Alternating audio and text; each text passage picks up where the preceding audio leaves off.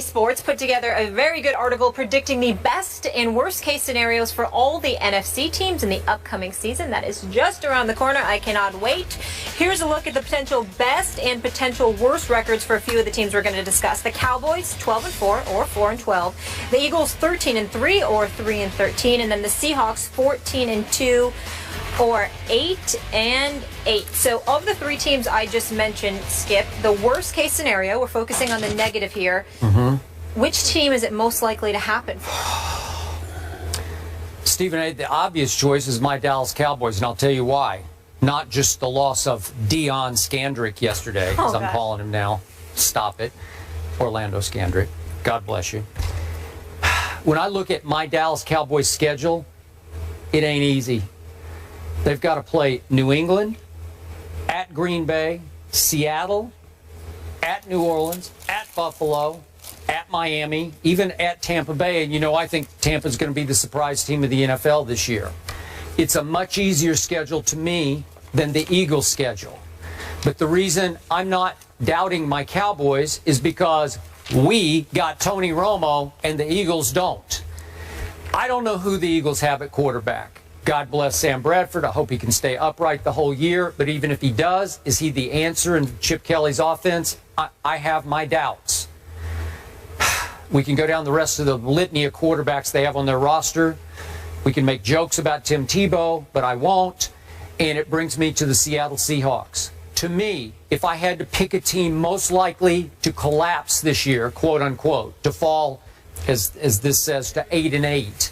What was it? It goes from 14-2 to 8-8 for Seattle, I think it was. Seattle, yep. 14-2 or 8-8. So the most likely to go to 8-8 would be the Seahawks.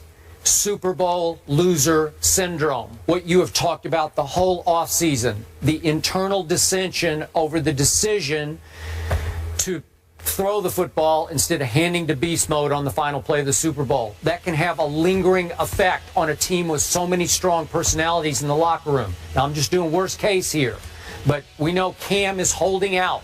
That can have a negative impact on a team and on a player when he finally does sign, report, whatever he's going to do. He could be behind and get off to a bad start. Earl Thomas is coming off a serious surgery. Can he get right and stay right? We don't know. He's a high collision player. Richard Sherman decided not to have surgery on his, I think it was his elbow or his arm.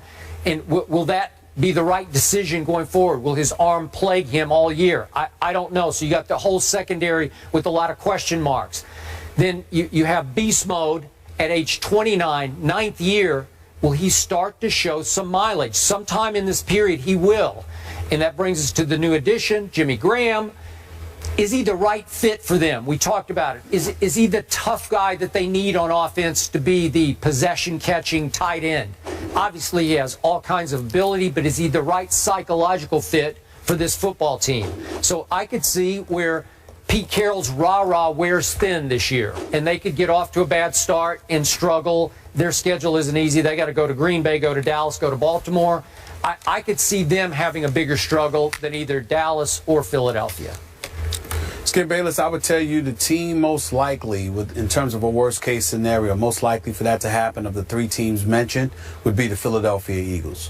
When I think about Seattle and the Cowboys, that's a team. Those are two teams that are intact. Same quarterback.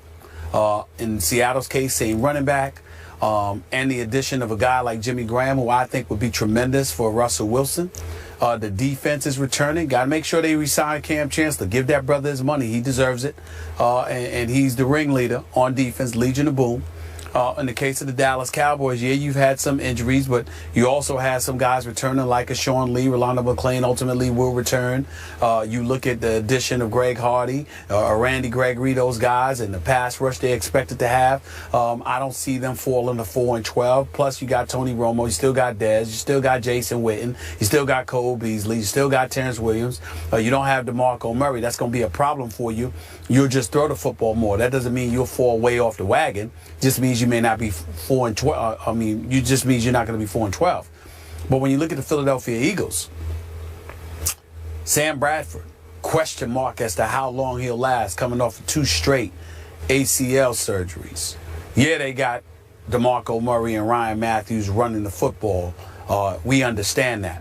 questions at receivers. Even though Aguilar, along with Jordan Matthews, is big time, they still got a lot to prove because they're both relatively young, and now they're going to be the focal point. You don't have an experienced veteran like Jeremy Maclin out there. You know, don't get me started with Riley Cooper. And so when you look at it from that perspective, along with the fact that the Eagles had one of the worst pass defenses to the game, yeah, you added Byron Maxwell, and you added Walter Thurman III, and I get all of that. But are they enough to bring you from, what was it? I mean, what was their defense? Their defense was ranked 28th overall, second to last against the pass. How much of an improvement can you really expect them to make? I think those are the legitimate question marks right now. I think it's undeniable, and I think you have to look at it from the perspective that if there's a team that can fall apart before our very eyes, it's the Philadelphia Eagles. I don't believe they will do it. I still think they got a shot. They probably could win the NFC East, but in terms of just this question as a worst-case scenario kind of thing, if you're going to pick the Cowboys, the Seahawks, or the Eagles, I say there's a greater possibility for the Eagles to wet the bed than anybody else. Molly, this is a rare day on First Take because my partner, my brother from another mother, actually said some nice things about my Dallas Cowboys. Some positive, upbeat, and correct things about my Dallas Cowboys. Because he's in LA. He's happy. I guess so. Laid back, the sunshine. He's feeling good. He's got his blazer on. He's chilling. It's kind of true. It's right? kind of true. Yeah. Kind of true. La La. We don't call, you know, the fellas, we don't call it Los Angeles or LA. We call it La La. Okay, just so you know, you enjoy La La. Yes. Coming up, former NFL lineman Jonathan Martin speaks out about his time in the NFL. He has very strong words. We're going to discuss those when we come back. Stay here. In an interview with Chicago Magazine, Bears tight end Martellus Bennett doesn't understand why it's the quarterback on the football team that needs to be the leader. Skip, your comments on what Marty said about Cuddy. Marty Cuddy? I like that, Stephen. My favorite two nicknames. My comment on what Martellus said about Jay Cutler is that Martellus, Stephen A., tiptoed right to the edge of ripping his quarterback for a lack of leadership and stopped short because he knows that Cuddy throws Marty lots of nice passes, throws him the sugar, if you will, and they do have a good wavelength and a good rapport. So I think Martellus knows exactly what Jay is and isn't. I've never said he was a leader. Jay Cutler lives in his own world. He only cares about Jay Cutler. He has enough trouble leading Jay Cutler, let alone trying to lead the rest of the football team. Well, you can sit there and say he's ripping the quarterback. I just think he's speaking fact. He understands that in a great sports town like Chicago, they have a leaderless quarterback situation. And that's really what this comes down to. We all know that Jay Cutler's a joke. We all know that he has no business being a quarterback in Chicago. We all know that he's only still there because somebody, I think it was Phil Emery, was stupid enough to overpay him and place his faith in the franchise in this man's hands. We all know this. We all know that Jay Cutler, the only time we've seen him smile was when he was signing his contract for the media to see. He basically looked everybody in the face and said, I hoodwinked all of y'all. I got my money, and we all know I didn't deserve it. This is what the situation is with Jay Cutler. He's never going to change, Skip. He's going to be the same old way, Skip. That's just the way that it is, and there's no way around it. He can play, he can throw, but he doesn't care. Yeah. He's leaderless. He's devoid of leadership ability. And that's it. I'll let you get away with that, but not joke. He is not a joke. And I'm speaking as a Vanderbilt graduate. But I'm not talking about a talent. The joke did throw that team all the way to the NFC Championship game. Am I right about that? Really? Well, one he did. One playoff appearance in 9 years. Well, really? That's what you're going to bring up? He did make a dead Pro Bowl. clock is right twice a day. How many times I got to tell you this stuff?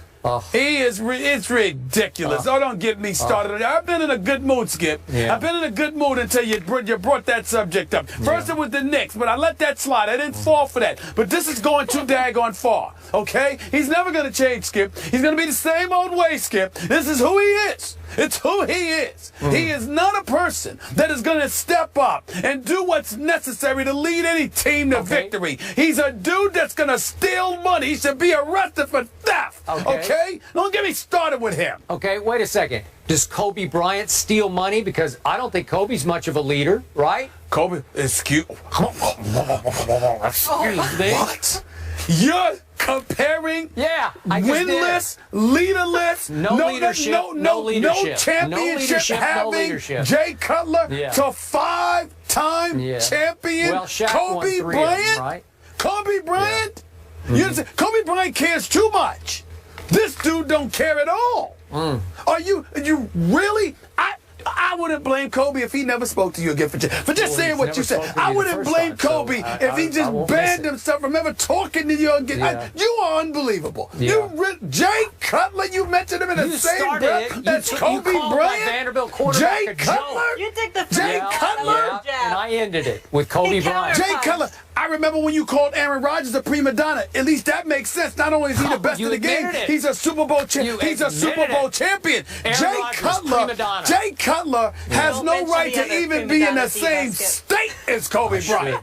He shouldn't be in the same state. No. The same state. They need to throw him out of Chicago. That's what they need to do. Stay calm. You're in Cali, all right? Yeah, they need to throw him out of Relax. LA. Are you kidding me?